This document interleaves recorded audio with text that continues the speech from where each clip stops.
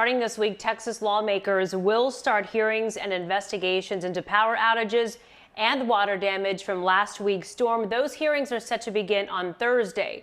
Governor Abbott also added 2 emergency items to his legislative agenda to make winterization mandatory and provide funding for power plants to do so.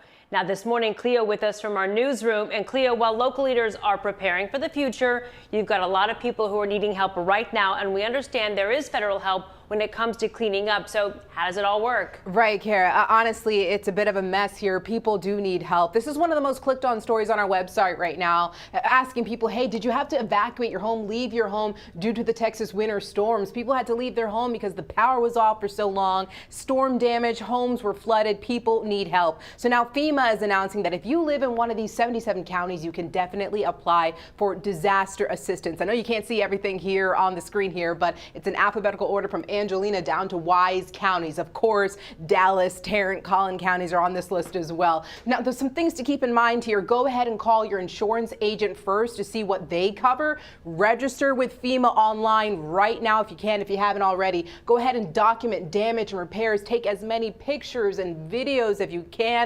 can over the next few days here, and keep all of those receipts if you call the contractor. And once again, those 77 Texas counties are eligible for this. All right, so let's dig into this just a bit more here. FEMA said by law it cannot duplicate benefits for losses covered by insurance, so keep that in mind. Now, if insurance does not cover all of your damage, you may be eligible for federal assistance as well. And the fastest way to apply for that online is at disasterassistance.gov. And the Small Business Administration is offering loans to Texans affected by last week's severe winter weather. It's not just for businesses. We're talking nonprofits, homeowners, and renters can also apply.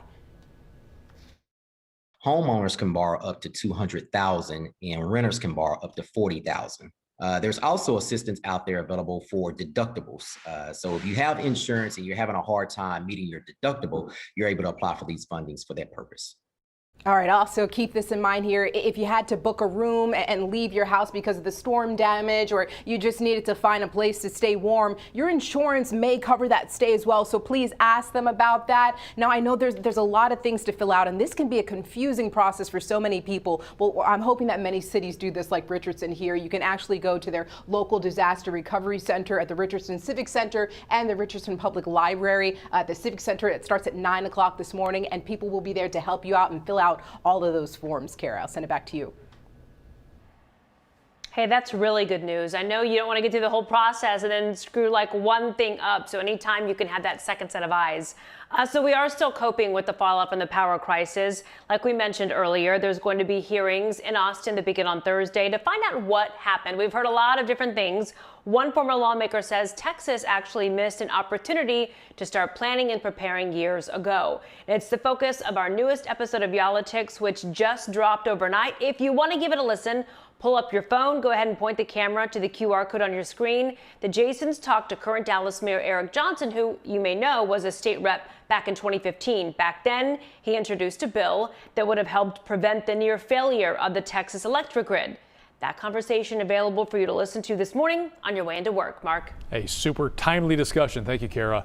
The vaccine rollout here in North Texas was put on hold because of last week's storm. 3 federal mega vaccine sites, though, are scheduled to open this week in Dallas, Arlington, and Houston. But there are some delays happening at the sites that have already been open for business. As we get to Chris Sadeghi, who joins us live with more. Chris, we need to get more vaccines up here. It seems as simple as that.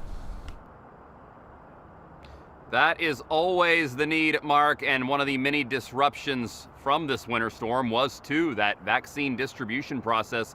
The hub's trying to get back up and running, although for some there was an unexpected and unwelcome surprise in Dallas and Tarrant County. The Fair Park Vaccination Center only was open for about an hour and 1,000 shots on Monday, and they'll be closed today because County Judge Clay Jenkins said there were some shipping delays and they haven't received their next batch of the Moderna vaccines. They hope to get them today and be ready to go on Wednesday. Military personnel from Fort Riley were at Fair Park Monday to train for when the federal mass vaccination site starts to operate. That's scheduled for Wednesday.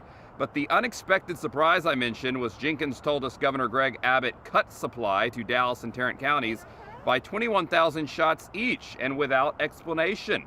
He was on ABC's GMA3 yesterday and was upset with the decision. The governor has moved our vaccine, only North Texas, no other place but North Texas, as he shifted vaccine to other parts of the state. And so we just need that to stop. We've had enough bad news from the governor's office this week, and we don't need any more.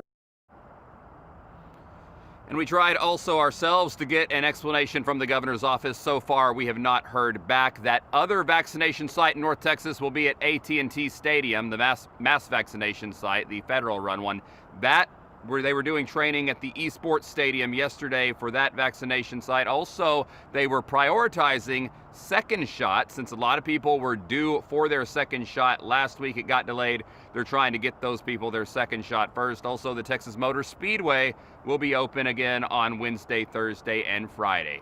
Greg, the last thing we need are any more delays to this process. Is the weather going to cooperate? Yeah, weather's helping out, and it looks like this morning a little milder out there, as you could tell from Chris. He looks pretty comfortable compared to last week is what we